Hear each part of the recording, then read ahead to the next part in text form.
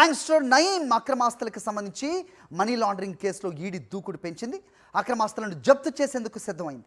అక్రమంగా 35 ఆస్తులను నయీం తన కుటుంబ సభ్యులు సన్నిహితుల పేర్ల మీద రిజిస్టర్ చేయించినట్టుగా గుర్తించింది. వారు ఐటీ రిటర్న్స్ ఫైల్ చేయలేదని పేర్కొంది. ఇప్పటికే నయీం కుటుంబ సభ్యులకు అధికారులు నోటీసులు పంపారు. వారు స్పందించకపోవడంతో బినామీ యాక్ట్ కింద ఆస్తులను జప్తు చేసేందుకు ఈడీ అధికారులు సిద్ధమయ్యారు. ఈ అంశంపై మరిన్ని అప్డేట్స్ మా కరెస్పాండెంట్ అమరేందర్ అడిగి మరిన్ని వివరాలు తెలుసుకుందాం. అమరేందర్, చెప్పండి, ఈడీ నోటీసులకు నయీం కుటుంబ సభ్యులు స్పందించలేదని కూడా తెలుస్తోంది. ఏంటి మీ దగ్గర ఇన్పుట్స్?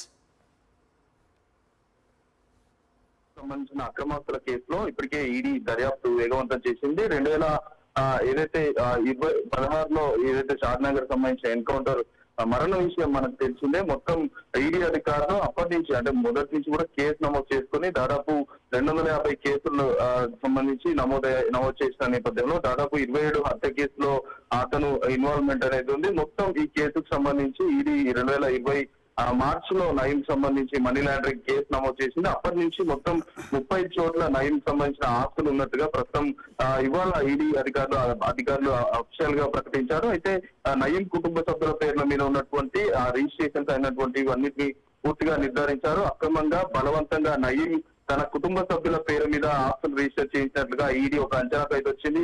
మొత్తం అంటే 2020 మార్చిలో నమోదైనటువంటి నయీం పైన ఈడీ అధికారుల కేసుకు సంబంధించి పూర్తి స్థాయిలో అక్రమాస్తులను గుర్తించింది. కాబట్టి ఇప్పటికే ఈడీ అధికారులు కుటుంబ సభ్యులకు కూడా నోటీసులు ఇచ్చినా కూడా రెస్పాండ్ కానట్లుగా తెలుస్తుంది. దీనికి సంబంధించి అధికారికంగా జప్తు చేస్తున్నట్లుగా ఏదైతే దీనికి సంబంధించిన ఒక ప్రకటన కూడా వెలువరించిన నేపథ్యంలో ఇంకా దర్యాప్తును ముందుకెళ్తామని కూడా ఈడీ అధికారులు అయితే చెప్తున్నారు. హరి.